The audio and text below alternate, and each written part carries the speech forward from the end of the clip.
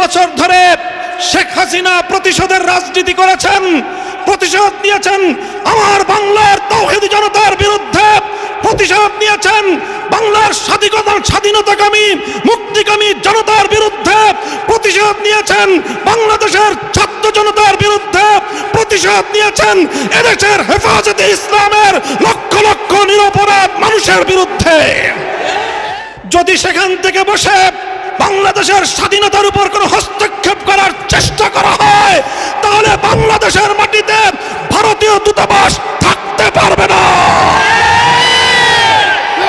শেখ হাসিনার বিরুদ্ধে বাংলাদেশে বিভিন্ন থানায় আদালতে হত্যা মামলা দায়ের হয়েছে। আমি আহ্বান জানাতে চাই, খুনি হাসিনাকে ধরে এনে বিচারের কাঠগড়ায় দাঁড় করাতে হবে। শত শত শহীদের লাশের গন্ধে পার হয়ে 50 বছরের সেই পুরনো কোন নিহত ব্যক্তির জন্য জাতীয় শোক দিবস পালন করার কোনো অর্থ হয় না। এজন্য 15ই আগস্ট শোক দিবস বাতিল ঘোষণা করে একটি ঐতিহাসিক সিদ্ধান্ত গ্রহণ করেছে। এজন্য আমি অন্তর্বর্তীকালীন সরকারকে ধন্যবাদ জানাই। আরেকটি বিষয় আমি দেশবাসীকে সতর্ক করতে চাই, হেফাজতে ইসলামের নেতা কর্মীদেরকে সতর্ক করতে চাই। ইতিমধ্যে আপনারা বিভিন্ন যোগাযোগ মাধ্যম, সামাজিক যোগাযোগ মাধ্যমে দেখেছেন পরাজিত শক্তির ফ্যাসিবাদী নেত্রী জালিম শাহী শেখ হাসিনা নরেন্দ্র মোদীর ঘরে বসে বাংলাদেশের অভ্যন্তরে 15ই আগস্টকে কেন্দ্র করে বিশৃঙ্খলা সৃষ্টি করবার জন্য তিনি উস্কানি দিচ্ছেন। বলতে চাই, আওয়ামী লীগের, যুবলীগের, ছাত্রলীগের যারা বিগত 15 বছর পর্যন্ত হাতুড়ি লীগের ভূমিকা পালন করেছেন, মনে রাখবেন এখন বাংলাদেশ আর সেই 16 বছরের ফ্যাসিবাদী পরাধীন বাংলাদেশ নয়। এই বাংলাদেশ আজ স্বাধীন বাংলাদেশ।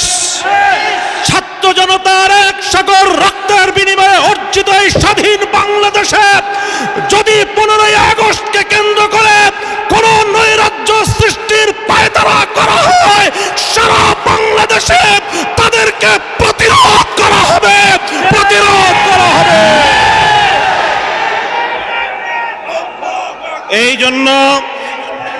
এই জন্য আমরা বৈষম্য বিরোধী ছাত্র আন্দোলনের নেতৃবৃন্দ, অন্তর্বর্তীকালীন সরকারের দায়িত্বশীলদের পাশাপাশি হেফাজতে ইসলামের নেতা কর্মীদেরকে আমি আহ্বান জানাতে চাই, আগামীকাল 15ই আগস্ট, 16ই আগস্ট এবং গোটা আগস্ট মাস জুড়ে আমাদেরকে সতর্ক থাকতে হবে।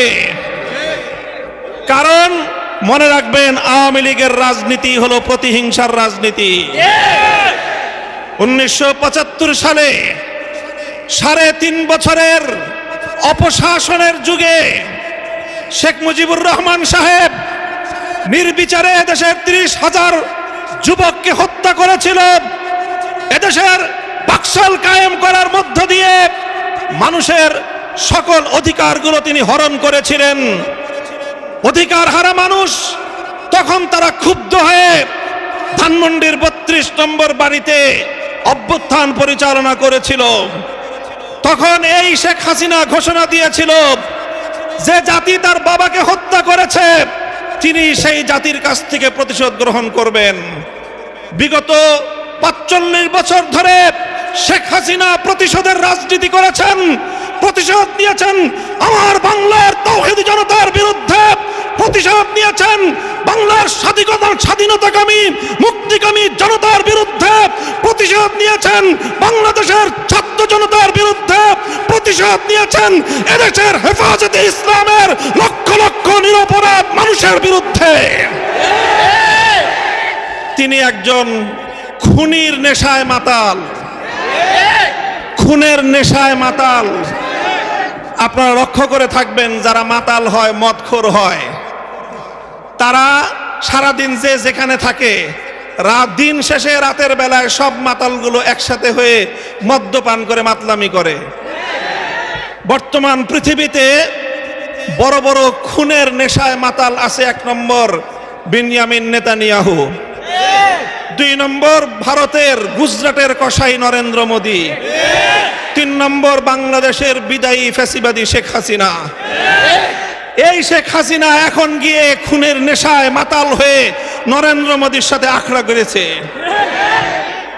যদি সেখান থেকে বসে বাংলাদেশের স্বাধীনতার উপর কোনো হস্তক্ষেপ করার চেষ্টা করা হয়, তাহলে বাংলাদেশের মাটিতে ভারতীয় দূতাবাস থাকতে পারবে না।